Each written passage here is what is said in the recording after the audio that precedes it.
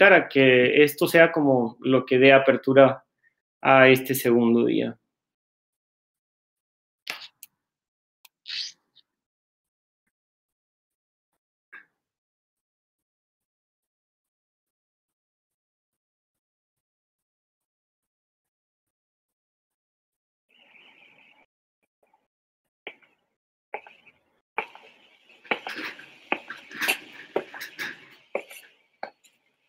Hola, papá.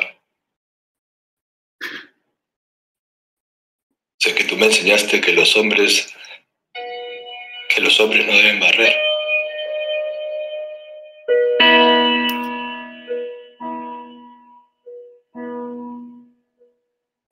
Que los hombres no deben lavar los platos.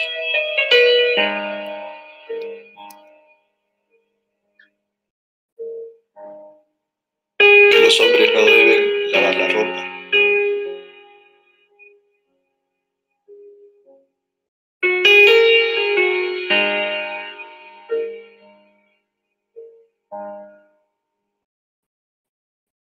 Que los hombres no deben cocinar.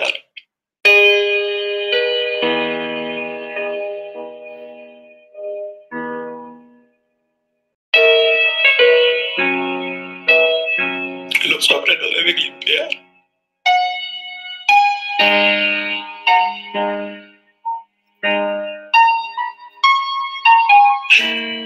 Y sobre todo me enseñaste que los hombres no deben llorar.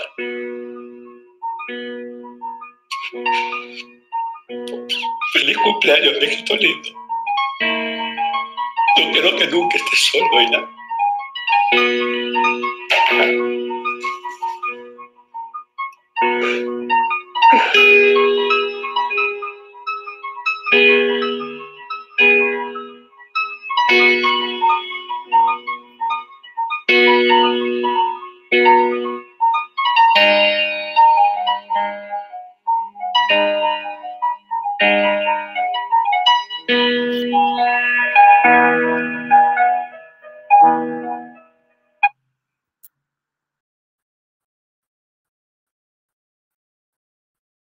Este video refleja un poco lo que Nuria explicaba de los retos que tenemos los varones en una sociedad que ha limitado mucho esta expresividad o este implicarse en esos espacios, y lo vamos a ver un poquito porque era el espacio doméstico, el espacio más de la casa, era el que le competía pues a las mujeres, no a los varones. Bien, entonces vamos a recordar que esta es nuestra segunda semana bíblica provincial en el contexto del Año de la Familia por el 5º aniversario de la Amoris Laetitia, y pues para ustedes y con cariño este segundo día de formación.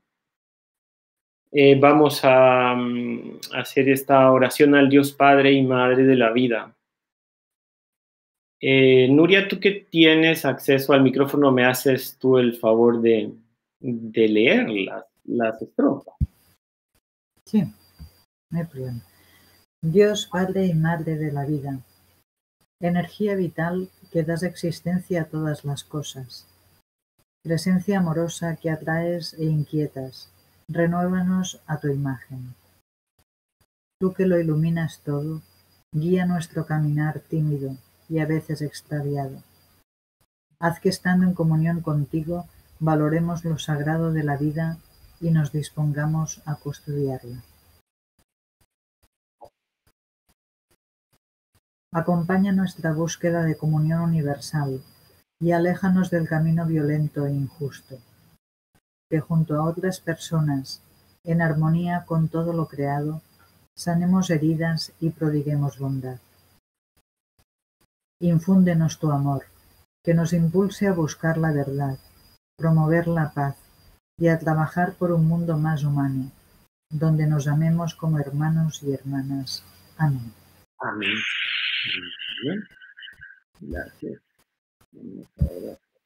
Y ahora vamos a comenzar entonces nuestra temática. El título es el Abba y el Paterfamilias, la comprensión del liderazgo masculino en las primeras comunidades cristianas del siglo I. Aquí yo creo que tenemos que comenzar nuestro estudio, dado nuestros condicionamientos socioreligiosos, ¿verdad? Por pertenecer también a culturas patriarcales con acentos machistas.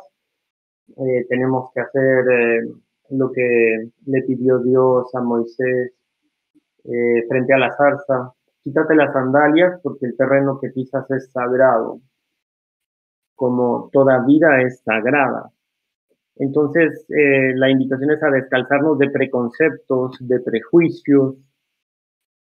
No se trata de opacar la imagen de los varones, sino más bien de aclarar, ¿no? De reconocer y agradecer la plenitud con la que muchos viven la paternidad.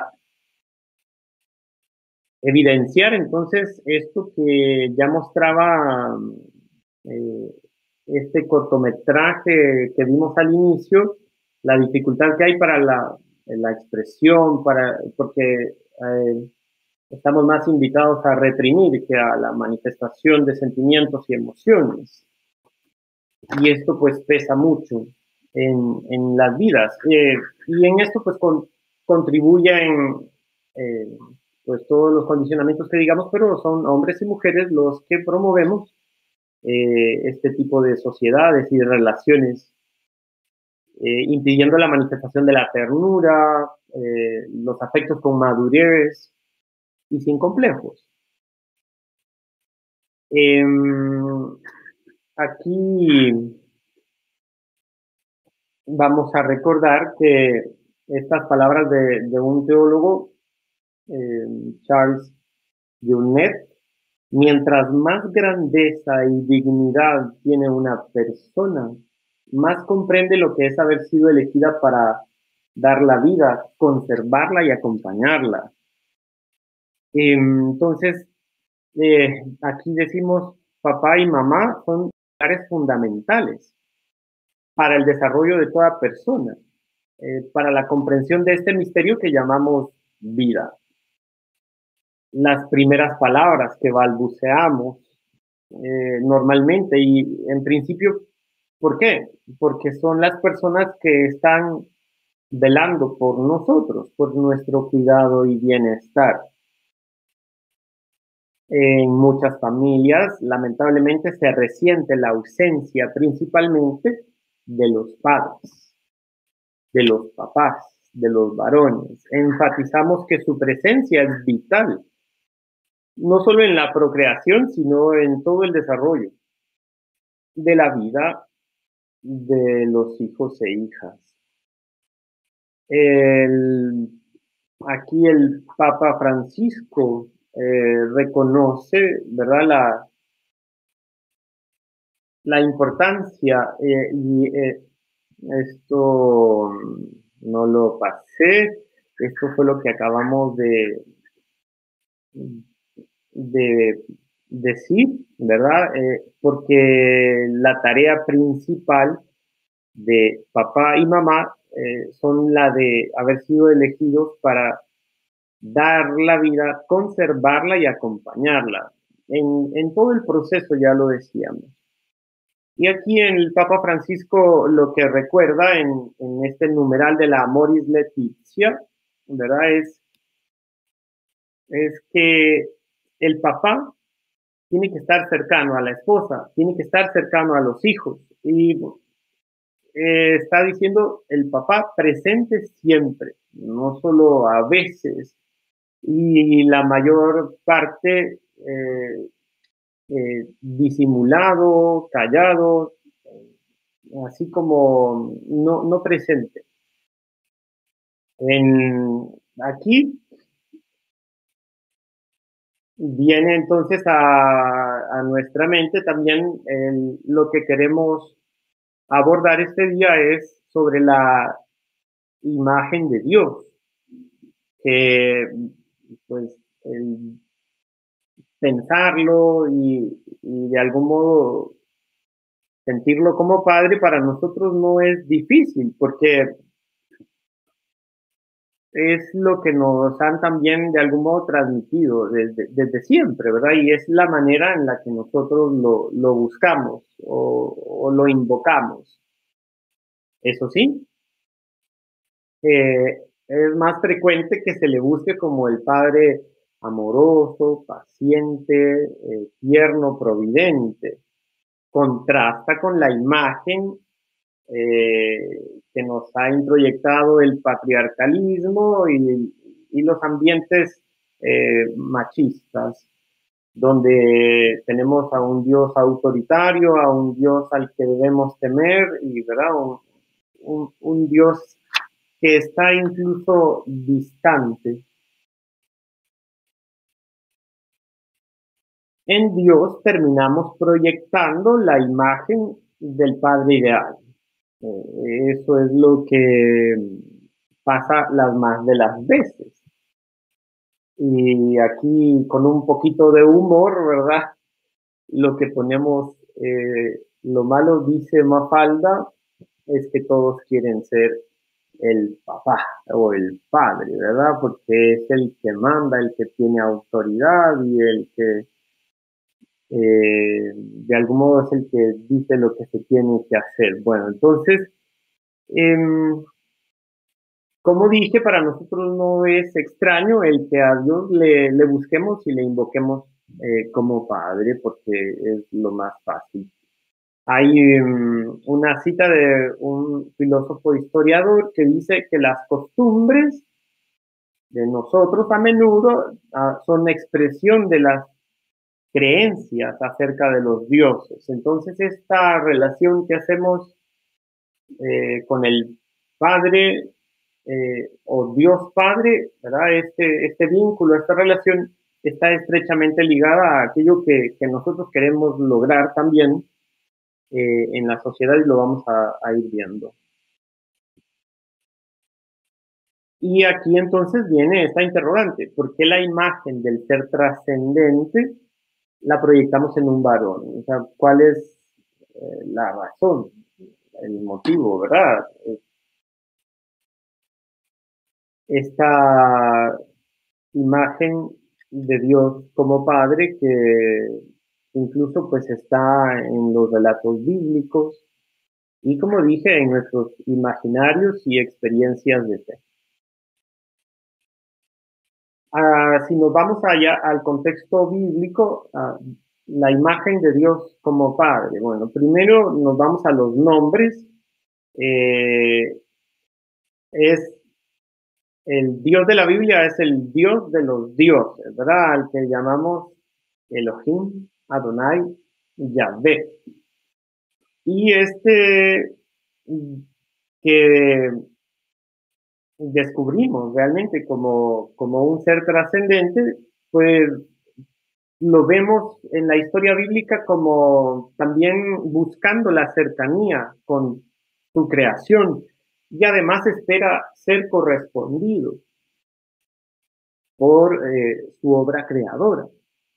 Y desde estos rasgos, ¿verdad? De cercanía, de correspondencia o de relación vital, es que el invisible, sin género, sin nombre, es experimentado o es invocado por el nombre de Abba, Padre. Aquí lo vemos, ¿verdad? Que es el Padre que tiene ese poder, saber, bondad y que pide obediencia y respeto. De ahí la invitación a ser como Él, imágenes de su bondad y compasión. Este anhelo de la perfección en Dios, de alcanzarla. Pero sí tenemos que decir que en la mentalidad hebrea, en el pueblo judío, está concebirlo en sentido metafórico. O sea, el Padre,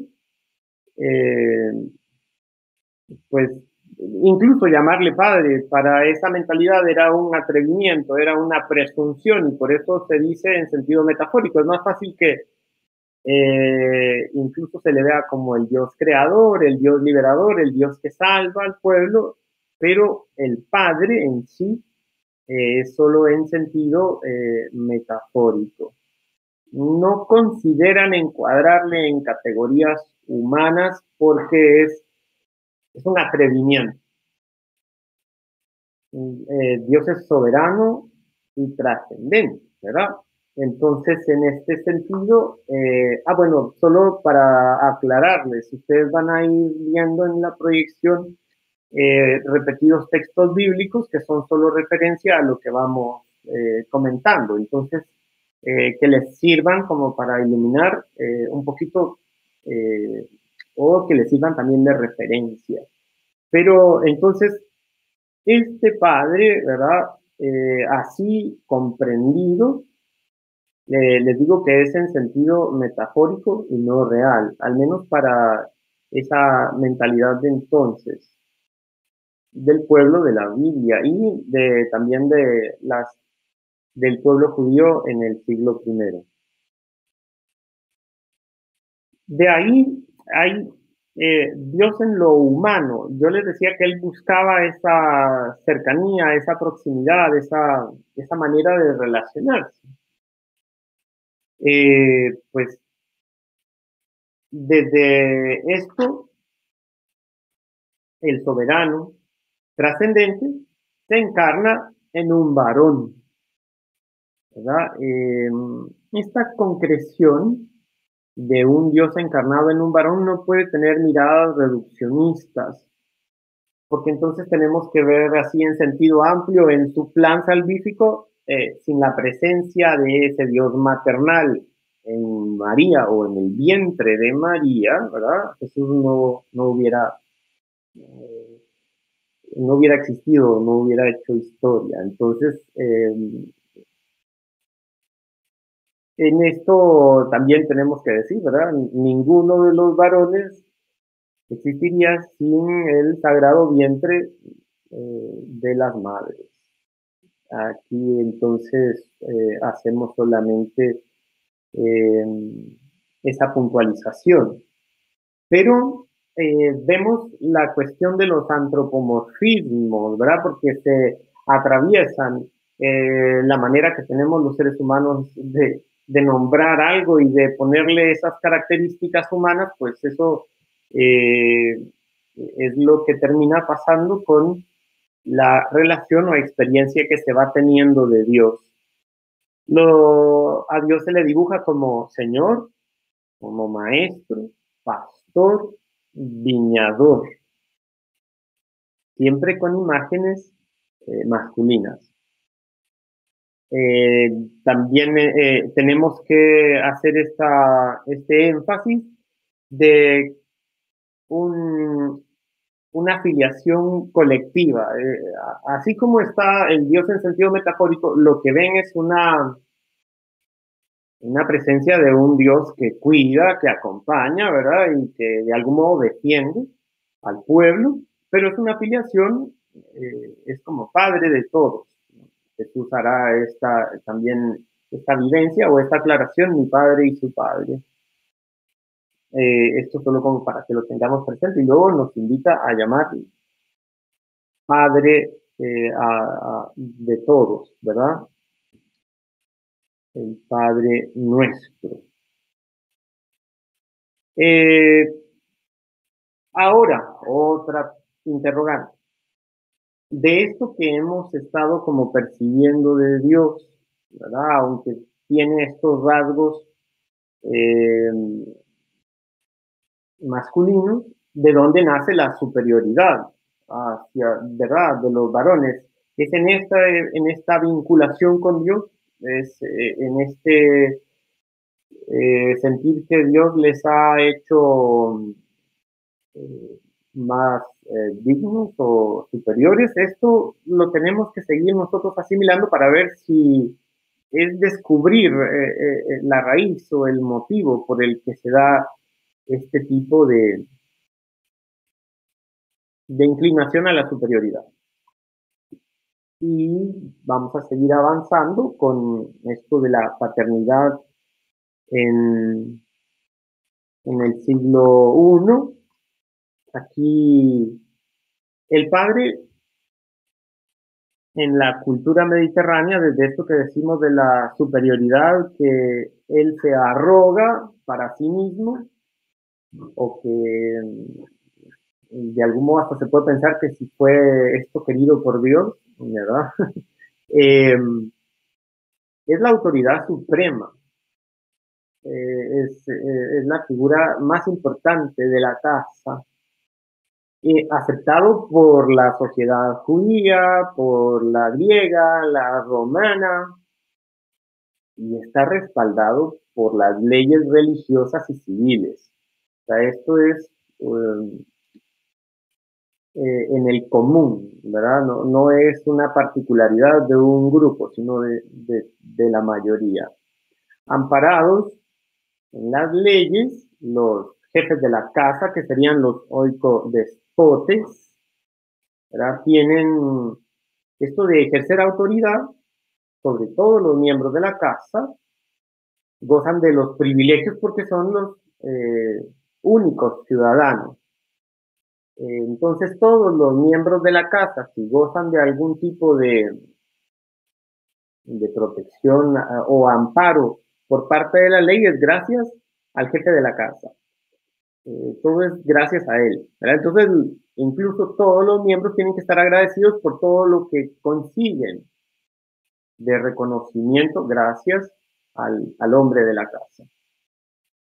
Y luego vemos que aquí está la cuestión también de lo que más pesa en los varones de esta sociedad o de la cultura mediterránea en el siglo I, es preservar su honor y también demostrar la virilidad, ¿verdad? Que la virilidad era entendida como el que fuera un hombre cabal, procreando, dando muchos hijos, ¿verdad? Y el que cuidara a los miembros de su casa era una cuestión de honor. ¿Y él qué era lo que cuidaba? Pues cuidaba su heredad, cuidaba sus tierras, si es que las tenía, cuidaba de sus bienes, de todos los miembros de la casa. Y los hijos, especialmente los varones, pues ¿qué tenían que hacer? Imitarlo. Estaba esto incluso de algún modo que se tenía que imitar al padre. Entonces se perpetuaba, ¿verdad? Los privilegios hacia el varón. Como dije, que lo económico sí condicionaba a los más pobres, porque no heredaban tierras ni bienes, heredaban pues un oficio. Eso era lo que le podían dar a sus hijos. Y las hijas, pues las hijas tenían que estar bajo su autoridad y en el control, las tenía que tener en la mira porque podían ser objeto de deshonra. Esto creaba que también no hubiera una relación muy cercana, padres e hijas, sino que era más padres e hijos. Las mujeres pues tenían ese vínculo. Aquí tendría que ser la imitación de la madre, ¿verdad? Para las niñas. Estaban para ellas reservado el espacio privado, para los varones el espacio público. Pero la meta mayor era demostrar la hombría y virilidad con un peso social, ¿verdad? Bastante grande. Ahora en Jesús, que después de ver esa paternidad en el contexto, ¿cómo la vivió Jesús? Bueno, aunque de la infancia de Jesús sabemos muy poco, suponemos que de lo que él absorbió en su familia, de su ambiente familiar, esto tuvo que marcar sus opciones posteriores. De José, pues sí, pudo heredar la fe, el oficio para trabajar. Ya dije que de repente, como no eran gente de un estamento social privilegiado, pues no le podía heredar mucho. Pero tuvo que además heredar esa docilidad a la voz de Dios, tanto de José como de su madre María. José, ¿qué pudo representar en la vida de Jesús? Pues un ejemplo, como digo, de esa obediencia, pero también de la signo visible de la providencia que lo acompañó siempre. Ahí están esos textos, ¿verdad? Donde tenemos los sueños de José, cómo Dios le habla en sueños y lo invita a cuidar de su familia. Aunque no creemos que esta relación con José o la figura de José fuera la que determinara el que Jesús viviera una ruptura o un distanciamiento, ¿verdad? Lo que vemos es que en este caminar que tuvo de fe y esta experiencia del reino, para él es como un parteaguas entre lo que él tal vez había asimilado y entre lo que ahora le toca vivir como exigencia desde esto del reino. Y esto lo condujo a distanciarse, pero del modelo patriarcal, no de su familia en sí. Él no se distancia porque esté en conflicto o esté inconforme. Y pues incluso por los mismos textos y que no se menciona así abiertamente a José, suponemos que cuando Jesús empieza su ministerio público, su misión por el reino, José ya no está presente. Esto entonces, si lo ponemos, esto que Jesús hace de distanciarse de su familia en relación con los códigos de honor y de virilidad, Jesús reprueba todos, no los cumple. Y aparece como un hombre sin tierra y sin familia. Bueno, de hecho, él mismo dice que no tiene un lugar, ¿verdad? Es un sin lugar. Y luego lo de que su familia ahora va a ser la familia del reino. Esto que incluso ya ayer el padre Picasso nos citaba. Entonces la propuesta de familia supera los vínculos de sangre, toma distancia de su núcleo familiar para inaugurar un nuevo modelo de familia o una familia ampliada.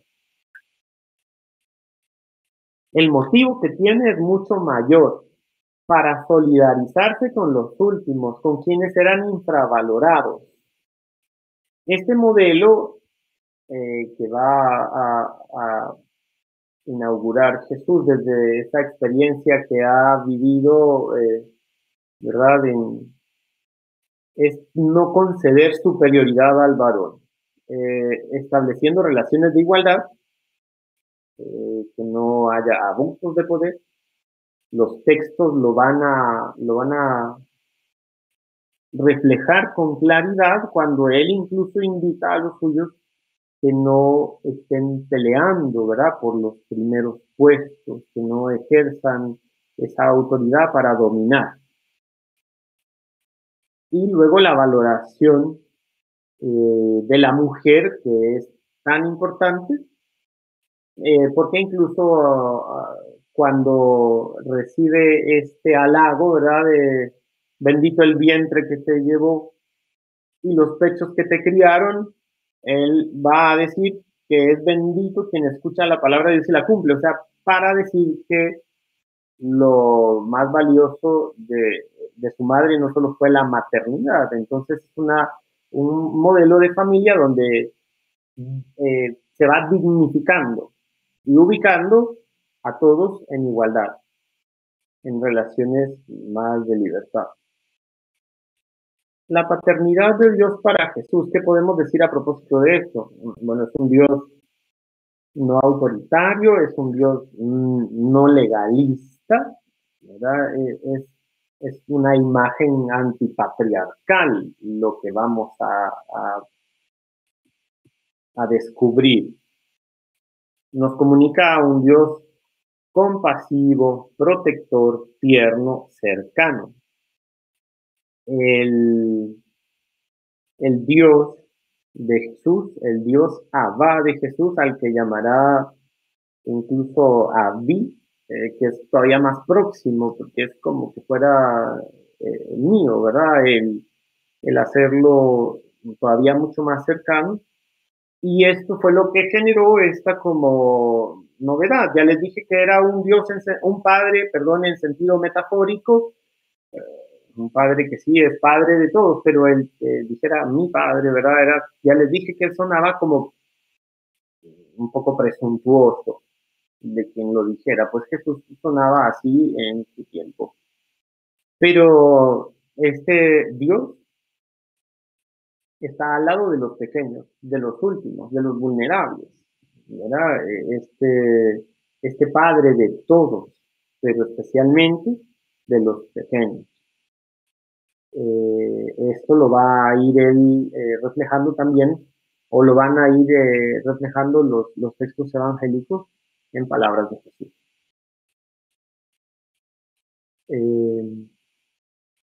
Aquí vemos lo de la filiación divina, es lo que ya les decía. Jesús no vive una paternidad de Dios en sentido metafórico, él sí la vive en sentido real, como una actitud filial confiada, no de superioridad. Dios no era para él ese ser, sí, trascendente, porque habla del Padre Celestial, pero está próximo y está acompañándolo y él lo experimenta, él lo siente en esos momentos en los que él se retira para vivir esa comunión y luego retornar a cumplir, ¿verdad?, la voluntad del Padre. Pero esto para él no significó superioridad o engrandecimiento, ni tampoco algo que lo hiciera dar marcha atrás en el plan encomendado. De hecho, estas palabras en la cruz, donde él siente que su padre, también no está acá, pero donde dice que siente que lo está como soltando, pero al final termina diciendo, Padre, en tus manos encomiendo mi espíritu. Él es esa siempre confianza hasta el final. Decíamos de la paternidad universal, si es una paternidad real y es padre de todos, él invita a que también así experimenten esa cercanía, esa proximidad, esa identificación con el Dios Padre, que claro, en respuesta pide a sus hijos el amor a los enemigos, ¿verdad?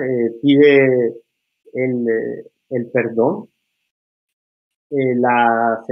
tener entrañas de misericordia y también pide esa confianza en la providencia. Y esto está también aquí un poquito reflejado en los textos bíblicos.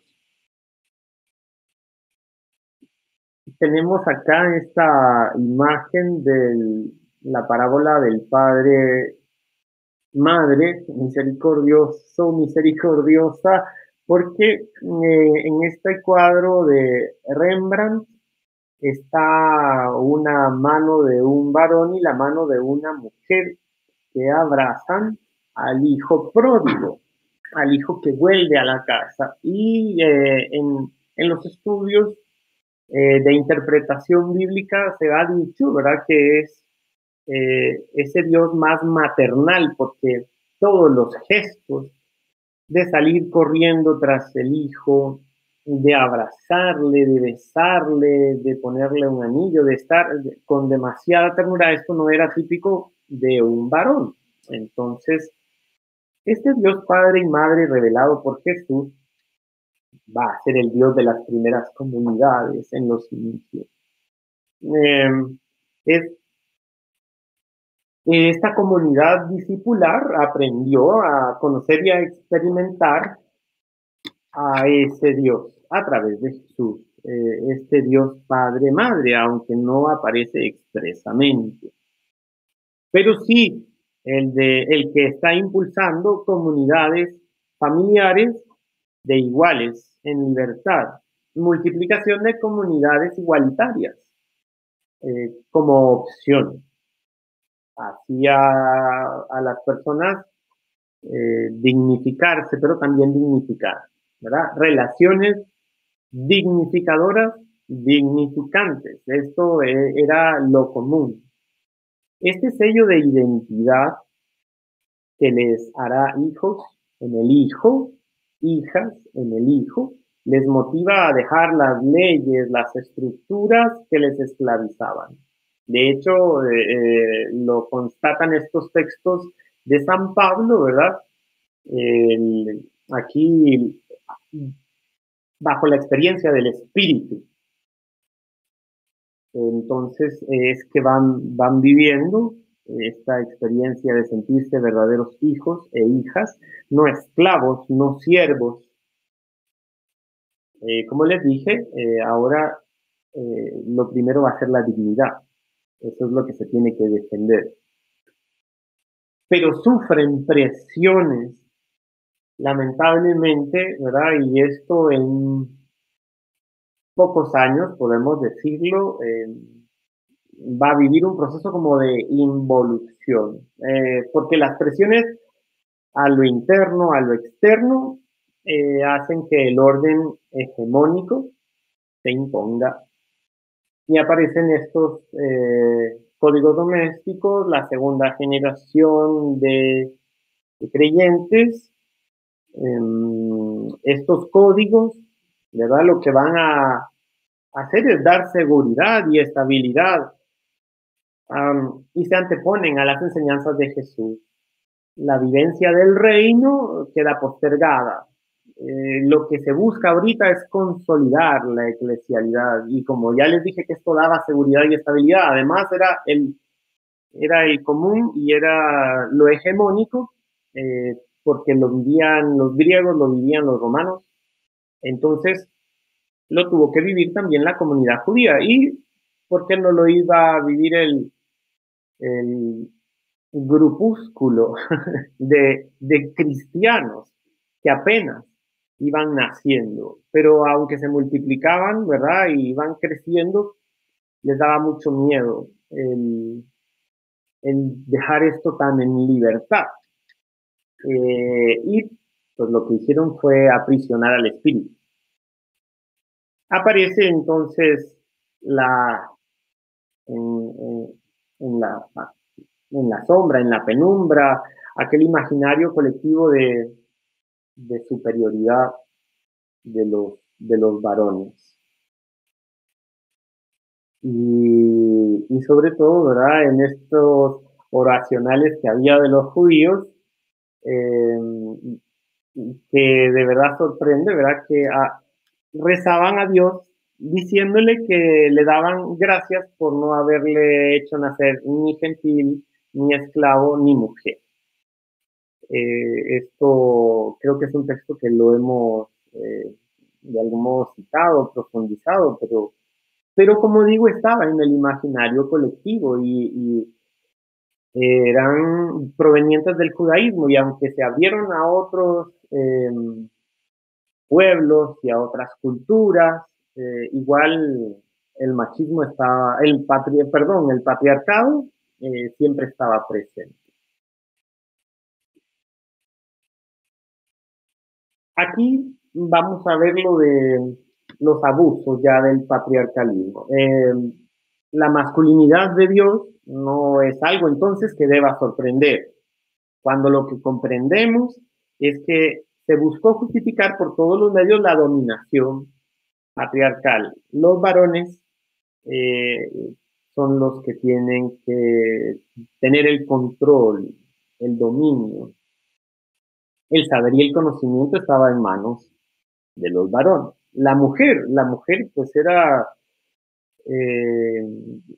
esta imagen, ¿verdad?, de tentadora. Y luego recuérdense que los portadores de bendición, incluso desde antiguo por la circuncisión, ¿verdad?, si es en el ámbito judío, eran los varones. Las mujeres, así indirectamente, recibían esa bendición de Dios al unirse en alianza con el varón, pero no por sí solas, no eran portadoras de bendición, incluso por ser impuras, ¿verdad? No es que traían mucho de Dios.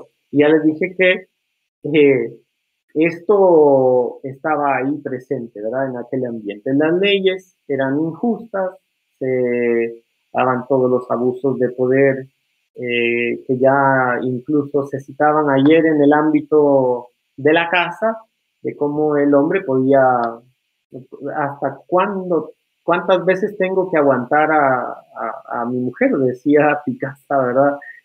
O de que me cocine mal, o de que haga mal las cosas. ¿Cuántas veces tengo que soportarla hasta repudiarla? Esta imposición de roles, de lugares, ¿verdad? El hombre a lo público, la mujer a lo doméstico, era lo que tenía que prevalecer. No lugar para la libertad ni la igualdad. Las mujeres entonces pierden la libertad que habían ganado en Jesús y en la perspectiva del reino. Han de vivir, como decíamos, subordinadas. Pero bien, aquí una frasecita después de esto que puede generar sinsabores. Tenemos que son palabras de sabiduría, ¿verdad? Quien comete una injusticia es más infeliz que quien la sufre. Después de todo, el injusto no destruye al otro, sino a sí mismo, pues deforma cada vez más la imagen de Dios. Y esto pues a propósito de lo que decíamos ayer, hoy lo orienta Nuria, y me encanta que lo oriente desde el peso que tenemos los varones, ¿verdad? En una sociedad que incluso impone los roles y que hace actuar a veces de manera inhumana. Pero, como decimos, todo esto deforma la imagen de Dios que llevamos. El perfil del Abba y del Pater desde Jesús. Aquí estamos haciendo ya como retomando o repasando lo que ya hemos visto. El Dios Abba e Imá, tenemos que resignificar nuestra imagen de Dios, ¿verdad? No solo es papá, es mamá. Y ambos gestan la vida, ¿verdad? El papá y la madre son ambos, no por separado. Y esto es lo que tiene que prevalecer en nuestra imagen de Dios. Porque ambos sostienen y acompañan. Y en Dios tenemos los textos bíblicos que no nos da tiempo y no podemos hacer esto ahora, ¿verdad? Pero, o sea, que sí se descubre como aquel también Dios con características maternales, ¿verdad? Que sostiene y cuida la vida. Entonces, este Dios Padre, Madre de proximidad, compasión, fidelidad, es el Dios que Jesús nos, de algún modo nos mostró y quiere que nosotros experimentemos. El Dios relacional. este Dios que también lo vemos desde los textos bíblicos como creador, liberador, salvador, es el Dios que se abaja para salvar a su pueblo, para liberarlo, y que ama la vida. Este amor que podemos decir es el amor crucificado, resucitado. Aquí entonces del Pater, bueno, en plena sintonía, y también tenemos que resignificar la imagen del Pater Familias, sobre todo por ese peso social que se le imponía, se le impone en el presente, aún en plena sintonía y comunión con la Mater que lo complementa, ¿verdad? Esto es una cuestión también de justicia, y es corresponsable de la promoción y desarrollo integral de su descendencia. Esto es como el reto o la tarea, ¿verdad? Así como queriendo nosotros hacer una relectura o no quedándonos solo con aquello que los textos bíblicos nos muestran. Este perfil aún hoy cuesta asimilarlo, cuesta aceptarlo. Ya les decía yo que lo de el ámbito del reino históricamente quedó al margen, quedó en el olvido, porque el espacio del reino es el que puede posibilitar nuevas relaciones, incluido el ámbito de la iglesia, no fue capaz, ¿verdad?, del todo, históricamente, de promover la igualdad, de promover, ya vimos lo que se terminó imponiendo, ya les dije lo de los códigos domésticos. Entonces vemos esto así como para que nos ayude a retomar. Y yo creo que nosotros tenemos que resignificar algunos términos en torno a la paternidad. Ya es como remarcar nuevamente lo que también ya se dijo, la virilidad, no solo como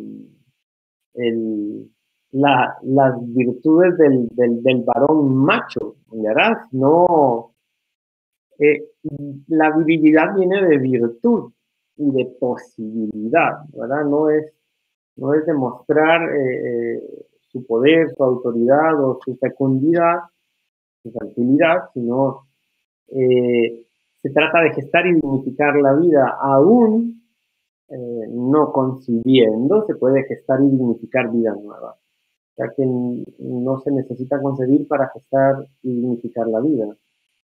A propósito de lo que vamos a ver del celibato en esta semana también.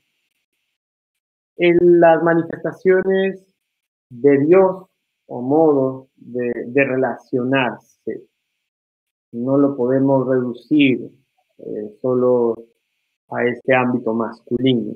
Ya lo dijimos, entonces esto también hay que seguirlo madurando, hay que seguirlo porque nosotros en nuestro contexto latinoamericano, gracias a Dios que no, aunque luego genere reacciones, ¿verdad? Pero hablar de la Pachamama, de la Madre Tierra, que sí le da alergia a muchos ámbitos intelectuales, pero que a nosotros nos genera posibilidades de conectar con ese Dios presente en todo lo creado, ¿verdad?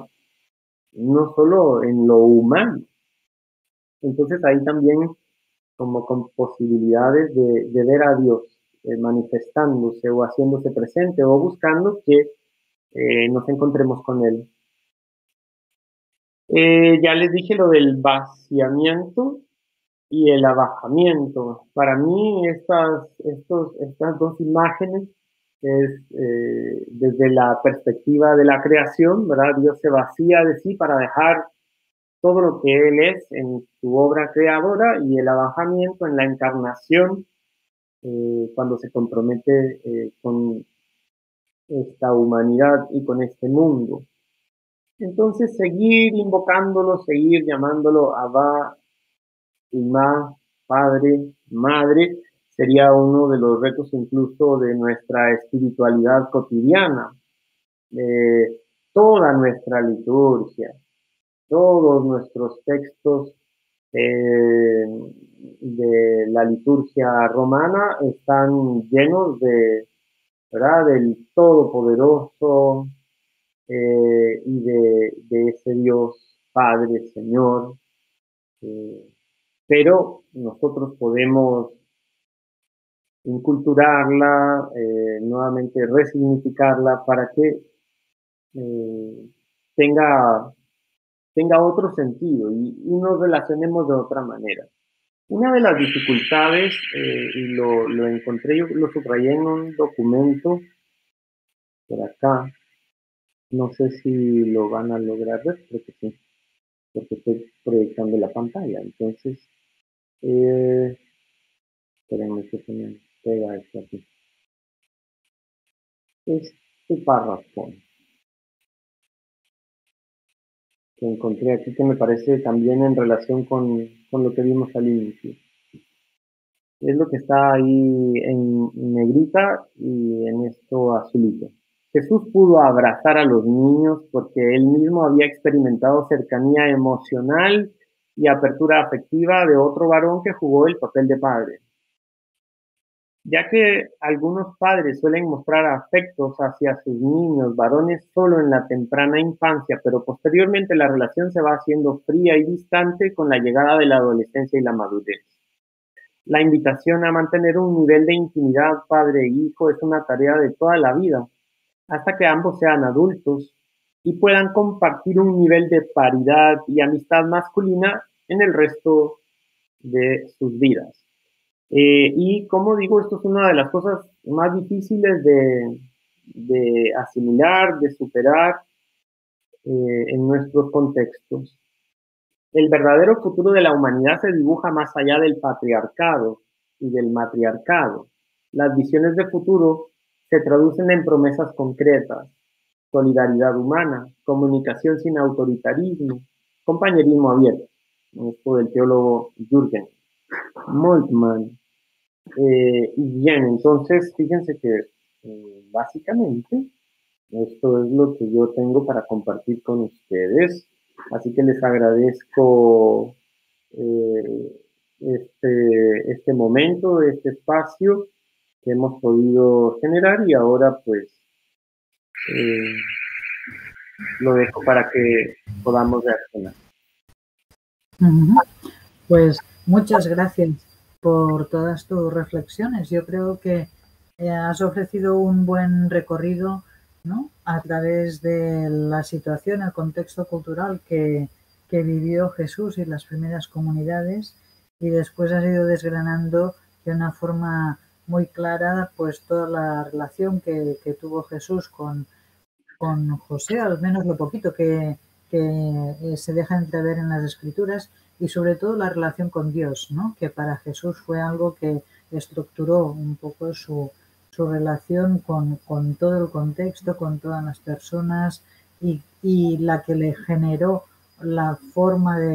su forma de establecer los vínculos emocionales y afectivos, ¿no?, siguiendo también con lo que Picazo nos aportaba ayer, ¿no? Y después también ha sido muy interesante ver un poquito la evolución que hicieron las primeras comunidades, ¿no?, y de la cual somos herederos todos nosotros, ¿no? Entonces, comunidades enmarcadas en un contexto patriarcal, lo que hacen para ganar en estabilidad y seguridad es asumir buena parte de ese mismo contexto. Y nos quedan las Escrituras como reclamo y como invitación a buscar otros modos, ¿no?, siguiendo con lo que Moltmann apuntaba, ¿no?, modos más allá del patriarcado y del matriarcado, y modos que sean claramente evangélicos, ¿no? Desde ahí, la última parte de la charla, todo lo que has aportado sobre la resignificación, creo que es muy interesante, ¿no? Es decir, de qué modos podemos resignificar, cómo nos podemos ayudar a resignificar tanto el papel de los varones y de los padres como el de las mujeres y el de las madres, ¿no? Pero especialmente hoy focalizamos la atención en cómo ubicarnos ante este patriarcalismo que nos está aún marcando tan fuertemente, ¿no? Entonces, por lo tanto, pues muchas gracias por todo y ahora pues vamos a dar la palabra a los compañeros que están ya empezando a participar en el chat, ¿no? Okay. Estela pues agradece la ponencia. Estos son grandes retos para trabajar desde las comunidades, ¿no? Antonio también nos dice, ¿no?, que las luchas de poderes en la carta de Timoteo tiene relaciones con la autoridad pater de los que dirigían las primeras comunidades, que también había mujeres que no se las querían reconocer. Si podíamos decir que en las primeras comunidades había un matriarcado, esa sería una posible pregunta o comentario igual que puedes apuntar. Okay. Sí, se trata de compartir ya un poquito la reacción a esto. Bueno, al final, como dije, el patriarcado se impuso nuevamente y sí, nosotros somos herederos de esa tradición, de esas cartas de Timoteo y Tito. Es un poquito, como dije, ahí está el reflejo de lo que se logró con la institucionalización, luego la estructuración de la eclesialidad, que hoy todavía pues heredamos, incluso de esta iglesia jerárquica. Pero que así propiamente lleguemos a afirmar que lo que Jesús vino fue a promover que hubiera matriarcado. Las experiencias matriarcales sí las hubo históricamente, pero fueron como desapareciendo, aunque no neguemos que haya habido pequeños clanes o grupos humanos que sí vivieron bajo esta práctica, pero no es que fuera, y si lo ponemos en clave de relaciones de igualdad y de dignificación, no es que ella fuera la lideresa única, ¿verdad? Sino que fuera en complementariedad, como dije. Después también Griselda Alvarado comenta si la comunión de un padre autoritario ante un hijo apacible, si eso es bueno o la relación de ambos iría contrario a la voluntad de Dios. Aquí el acento está en el padre autoritario, ¿no? Ajá. Sí, ya vimos que Dios no, o sea, por más que en los textos veterotestamentarios se le presente de algún modo así como una figura autoritaria, ¿verdad? O un Dios que se impone, no es el común. Y entonces desde Dios, si lo queremos ver, y en el plano más de lo que Él ha manifestado a lo largo de la historia, no es que Él quiera esta imposición, y se lo dijo a la comunidad. O sea, si los jefes de las naciones se imponen, no sea así entre ustedes. Entonces, al hablar de que en la comunidad quería que se hicieran servidores de todos, o de los últimos, de los más pequeños, definitivo no es que vaya a aprobar esta relación de padre autoritario, pero lo que tendríamos que hacer es dar ese acompañamiento pastoral a las familias para ver de qué manera no se reproducen los patrones, porque lo que hacemos nosotros es jalonar historias, ¿verdad? Y repetir los patrones. Así como me trataron, así trato, ¿verdad? Y así reacciono. Entonces tengo que tratar de sanar eso, más en el joven que en el adulto, porque en el adulto de repente es difícil, ¿verdad? Porque se vuelve un poquito de miradas rígidas, pero igual los intentos por trabajar incluso lo de nuevas masculinidades va en decir, reconcíliate con esa relación de padre que no tuviste, o con esa relación de padre autoritario, porque si no te reconcilias con esta imagen no vas a poder luego vivir feliz o en paz. De hecho, estas relaciones más violentas son las que luego generan que haya muchos jóvenes así, impacientes, que no aguantan nada y también reaccionan violentamente. De hecho, ya empezaste a contestar la cuestión que Silvia nos planteaba. Ella nos comenta, dice, en Latinoamérica está muy fuerte el patriarcado actualmente. Tenemos mucho por trabajar. ¿Cómo podemos ayudar a un señor maduro a cambiar su concepto si toma de base la Biblia? Yo creo que ahí tú apuntabas todo el tema de reconciliarse con su propia historia, con su propia imagen, ¿no? La imagen de Dios. Exacto. La imagen de Dios va a ser básico porque, como digo, dependiendo de cómo concebimos a Dios, y esto es como en doble vía, así como es nuestra relación con nuestros padres, así va a ser la relación con Dios Padre, y pueda que sea hasta contraproducente, porque si no tenemos una relación más pacífica con el papá, entonces también nuestra relación con Dios entra como en conflicto, porque por más que sea la imagen del padre ideal, yo tengo la imagen real que me ha marcado, que me ha golpeado, y por eso no tengo a plenitud esa relación con Dios, ¿verdad? Y esto entonces sí lo tendríamos que trabajar, y como dije, es una cuestión de la pastoral. Y pues la iglesia, aunque se diga madre, ¿verdad? Porque la llamamos madre, ha sido un mal ejemplo para la cuestión de la inclusión, de esta dignificación de la mujer o de mayor participación a ella, de escuchar realmente sus demandas y su voz. No hemos ido por el buen camino, ¿verdad? Y hasta entonces en eso no damos buen ejemplo.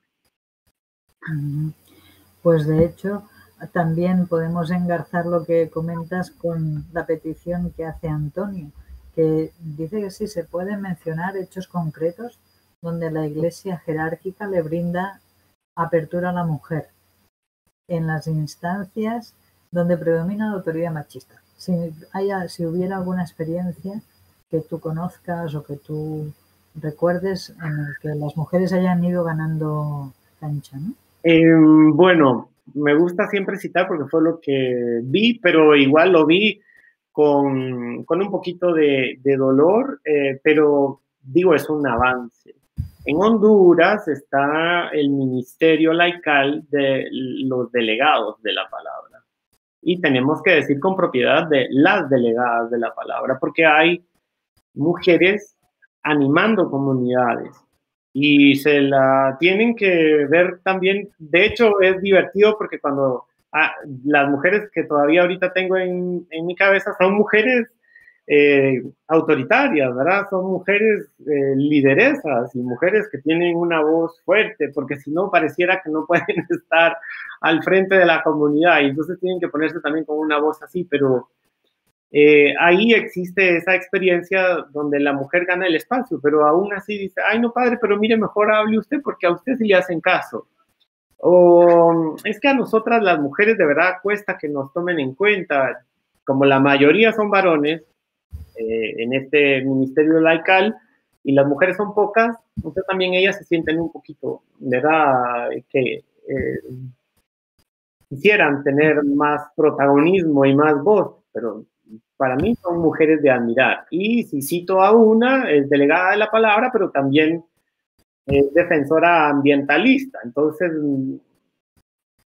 como les dije ayer, las mujeres con o sin el reconocimiento han ido abriéndose espacios, porque se han dado cuenta desde ese Dios dignificador que incluso no necesitan de que les den permiso para muchas cosas, ¿verdad? Aunque ellas siempre estén ahí un poquito supeditadas a los varones del entorno.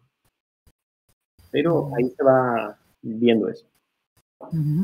De hecho, también Gloria comenta el papel importante de las madres a la hora de la crianza de los hijos y de educar a los hijos desde la igualdad, ¿no? Desde el reconocimiento tanto de los niños y las niñas y el promover roles realmente que sean dignificadores de ambos, ¿no?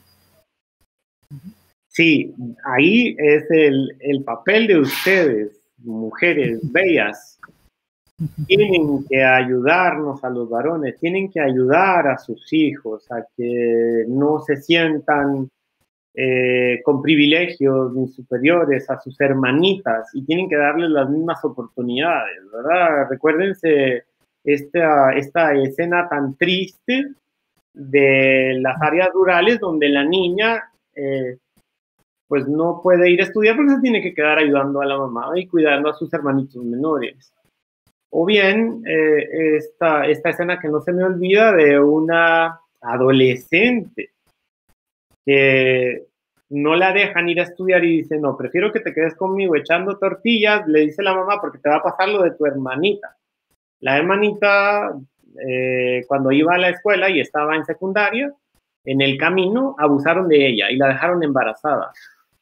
Entonces, los papás, con miedo de que le pase lo mismo a su otra hija más pequeña, dicen, no vas. Y entonces, ¿qué? Esta sociedad que se impone, que abusa de la mujer, que abusa de las niñas, es la que tiene que condenar a otra niña a no desarrollarse y a no tener futuro. Eso es fuerte. Y entonces pasa. Por eso tenemos que generar esto con un poquito más de organización comunitaria y estos procesos de formación y de acompañamiento. De hecho, tenemos algunos comentarios que ahondan en esto, ¿no? En la importancia, en el reto que suponen todas estas cuestiones, ¿eh? En concreto, Eddie plantea una cuestión muy interesante, que es el hecho de que en América Latina la mayoría de haya muchísima población indígena, que en los pueblos indígenas todo este tema de patriarcado, ellos cómo lo viven y cómo trabajarlo desde ahí, ¿no? Bueno, es una pregunta muy amplia, ¿eh? Sí, pero realmente en los pueblos indígenas habría que puntualizar, ¿verdad? Porque como sabemos en Panamá, el pueblo Cuna bueno, aunque es matriarcal, siempre están el consejo de varones, pero sé que hay experiencias ahí que tal vez alguien puede hablarlo con más propiedad que yo. Pero sí, en los pueblos indígenas de esta zona, Triángulo Norte, ¿verdad? Hay un machismo muy fuerte. La mujer no puede opinar, la mujer casi no puede decir, es la más tímida, ¿verdad? Es la que siempre espera que el hombre sea el que hable por ella. Entonces no tiene voz propia. Como digo, siempre está como sumisa, supeditada a... esto es muy frecuente. Entonces no hay estos protagonismos que sí pueda haber en otros espacios más, no indígenas. Puede ser de ciudad o puede ser campesinos, donde las mujeres también sí tienen, por la preparación o por lo que les ha tocado sufrir y padecer, alzan su voz. En cambio, en los pueblos indígenas hemos tenido la costumbre de agachar la cara, de guardar silencio. Después, mira, nos plantea Giselle un tema muy interesante, que es el reto de cómo cambiar los lenguajes. En la línea de que tú decías de resignificar, ¿no? Es, bueno, para darle contenido a los lenguajes de forma que sean expresivos, ¿no? Y que nuestros lenguajes se ajusten a esta resignificación que queremos, ¿no? Del papel de los roles de las mujeres y de los hombres. Y en concreto ella comentaba esto, cómo en las liturgias el lenguaje patriarcal y sexista está presente, y cómo también a veces en los grupos de formación bíblica, ¿no? Cuando solamente incidimos en Señor, en en el soberano, en el tan, ¿no? Entonces ella plantea un poquito también este reto, ¿no? De cómo darle al lenguaje un contenido que sea evangélico, ¿no? Y de una forma evangélica. Sí, hay relecturas, hay ejercicios interesantes, ¿verdad? Es aquellos textos donde en lugar de decir, bueno, es como aquel campesino que sembró la semilla en un campo, y dicen, no, es como la mujer que sembró la semilla en su huerta. Nosotros tenemos esa posibilidad. América Latina no tiene miedo desde sus hermenéuticas, desde sus lecturas, que son, ¿verdad?, a contracorriente del sistema hegemónico. Nosotros no tendríamos que tener ese, aunque tiene que ser, como digo, un elemento formativo, incorporar y aunque vayamos en contra de la RAE, que haya posibilidad de que no tengamos pena de decir el nosotras y el nosotros, o sea, para ser inclusivos o visibilizar los verdaderos espacios o acciones que ejercen ustedes las mujeres y que nos ayudan a implicarnos. O sea, sí, tenemos que hacer este lenguaje más inclusivo, que visibilice. Realmente les agradecemos a todos los comentarios que van compartiendo, porque casi que no damos abasto a atenderlos todos, ¿eh? Pero Jaime también plantea un tema que a mí me parece importante a nivel eclesial, que es cómo trabajar la formación de los futuros sacerdotes, cómo en los seminarios se puede un poquito incidir, ¿no?, en este tema. Uy, y esto nuevamente de iglesias hay muchos contextos y de verdad me parece una utopía, pero hay que comenzarla y ojalá que lo comencemos como la pequeña semilla del reino a manera de fermentos, y por eso es que esta semana se llama familia, fermento del reino de Dios, porque queremos realmente que desde las comunidades domésticas, la familia doméstica, las comunidades eclesiales, los pequeños espacios, vayamos haciendo esto, pero luego a nivel de la formación sacerdotal, hay seminarios y seminarios, hay formaciones y formaciones, entonces no todas van en esa línea, ni tampoco lo de la jerarquía, a pesar de la sinodalidad. Miren, ahorita mandaban un mensaje diciendo, pregúntale a tu párroco si te puede decir algo de este camino sinodal, porque es tu derecho, o sea, como diciendo, hay muchos que no van a estar dispuestos a entrar en este camino de sinodalidad porque saben que pierden poder, pierden autoridad, pierden presencia, ¿verdad? Y la sinodalidad es ver a quien tengo al lado, a quien tengo enfrente. Yo no puedo estar aquí si Nuria no estuviera interactuando, ni ustedes haciendo esto posible, pero la sinodalidad la tenemos que hacer consciente primero nosotros. Y es difícil porque volvamos a la familia, o sea, si hay jóvenes sacerdotes formados jerárquicamente, pero vienen de familias donde no hay esta claridad, ¿verdad?, han sido también criados en ambientes machistas, entonces ahí se van a agarrar de donde más les conviene. Acuérdense que buscamos lo que nos da seguridad y estabilidad, entonces es complicado. Ese es un tema tremendo, pero como dicen que el cambio viene desde la base, no apuntemos tan alto. Sí, exacto. Y también otra de las dificultades que vemos, ¿no?, y que Mariuri Herrera lo comenta, es también cómo a veces son las mismas mujeres las que están promoviendo el patriarcalismo y el machismo, ¿no?, a través de la educación de los hijos, y cómo el hecho de que a veces haya mujeres que rompan este patrón es mal visto, entonces prefieren seguir un poco con las estructuras que tenemos, ¿no? Entonces ahí también hay un reto de cómo las mismas mujeres a veces están reproduciendo los roles machistas. A propósito del lenguaje más inclusivo, la sororidad, ¿verdad? La sororidad nos cuesta también asimilarla y decimos que es esa palabra tan rara, pues es la solidaridad entre ustedes, las mujeres, y que nos ayuden a también a ser más igualitarios, ¿verdad? Entonces necesitamos también trabajar porque las mujeres sean solidarias entre ellas, se apoyen, y yo entiendo que pueda haber mujeres que quieran imponerse, por eso decíamos que no es cuestión de feminismos ni de machismos, es una cuestión de caminar de la mano, de caminar en igualdad.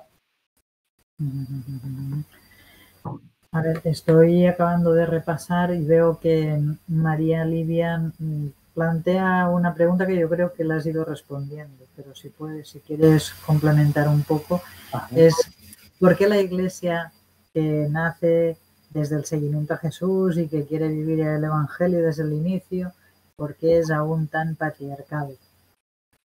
Algunas cosas ya lo has dicho, ¿no? Pero no sé si quieres añadir algo. Y nuevamente lo que decíamos, nos gana la seguridad de lo que ya tenemos y tenemos miedo a la novedad, tenemos miedo a hacer visible el reino de Dios. Ese espacio que pudiera estar presente en la iglesia no se hace presente porque nosotros mismos retrasamos su presencia, su actuación y eso que puede generar en nosotros cosas buenas y nuevas. No le damos la oportunidad y ahí es donde entonces la iglesia no la podemos reducir a la jerarquía. Si estamos trabajando por una iglesia comunidad de comunidades, por una iglesia con rostro laical, por una iglesia sinodal, vamos por buen camino. No es que estemos tan mal, pero no nos enfoquemos en lo que no quiere cambiar, en lo que se bloquea y no hay paso. Mejor fijémonos en los caminos que se están posibilitando para ir meternos por esa vía. Entremos a esos espacios, seamos parte de esos pequeños intentos donde el espíritu sopla, ¿verdad? Y que de verdad, aunque el Papa Francisco se esté ganando críticas y desaires, nosotros seamos los que digamos que esto es del espíritu y por ahí nos va. Sí, realmente el cambio y la transformación pasa por cosas concretas y pequeñas, ¿no? Que lo van haciendo posible. Claro. Desde ahí, exacto, ¿no? Desde ahí, a ver, Olga hace una reflexión que creo que va en la línea, ¿no? De lo que estamos planteando, ¿no? Dice que las mujeres somos las llamadas a no luchar contra los hombres, sino luchar con el hombre en favor de la familia y educar a los hijos hombro a hombro. Qué bueno. Está muy bonita esa reflexión y lo agradezco. De verdad agradezco a todos y todas sus aportes. No me quiero ir sin ponerles un canto,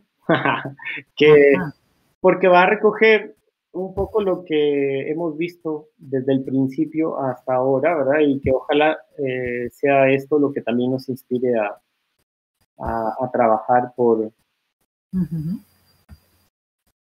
esta nueva experiencia de nosotros caminar de la mano. Pero bien, es desde Jesús, es desde nuestra fe que podemos experimentar esa dignificación. Y ahí les va la canción.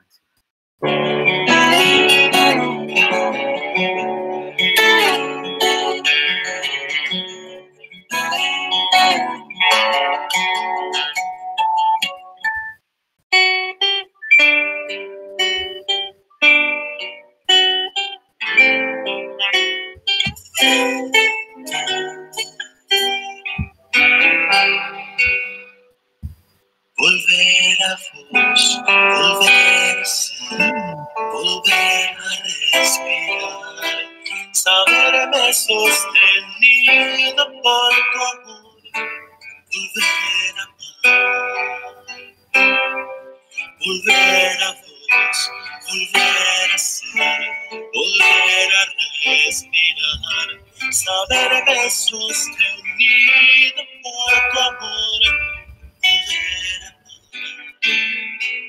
dejar atrás la confusión, el pozo sin salida, volver a estar unido a vos, volver a la alegría,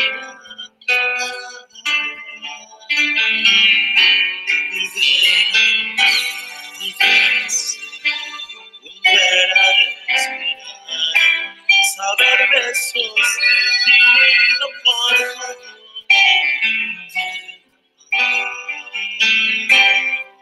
volver a vos, volver a ser, volver a respirar, saberme sostenido por tu amor, volver a amar, del barro antiguo hacia tu imagen, dejar soplar tu aliento, recuperar mi nombre de hijo, estar en vos de nuevo.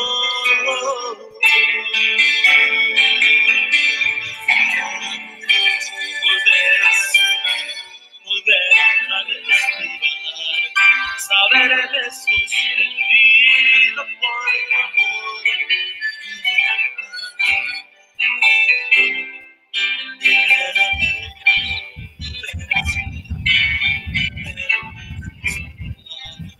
saberme sostenido por tu amor, decirte que por sobre todo, Dios mío, mi angustia desatar y anclar en tu amor fiel y eterno.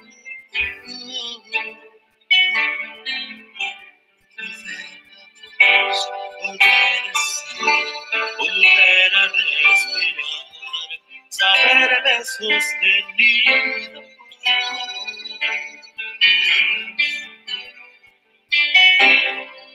Volver a vos, volver a ser, volver a respirar, saberme sostenido por tu amor.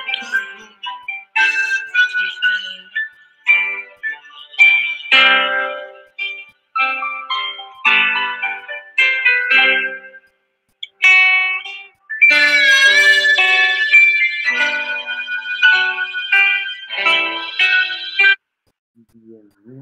Ujú. Con esto Qué linda canción. podamos entonces volver a ese amor de Dios y madurar desde Él. Ujú. Muchas gracias a todos por la participación, por los comentarios, por el diálogo y seguimos adelante con la Semana Bíblica. Ajá, y gracias a todos por sus aportes, por lo que va suscitando esta semana, porque lo más importante es aquello que ustedes nos van también ayudando a reflexionar. La Semana Bíblica quiere tener ese efecto de que generemos esta riqueza de saberes y esta posibilidad de ayudarnos entre todos. Les recordamos que mañana vamos a tener a Harold Segura desde Costa Rica y nos va a acompañar con el tema de la niñez y la pequeñez en la Biblia.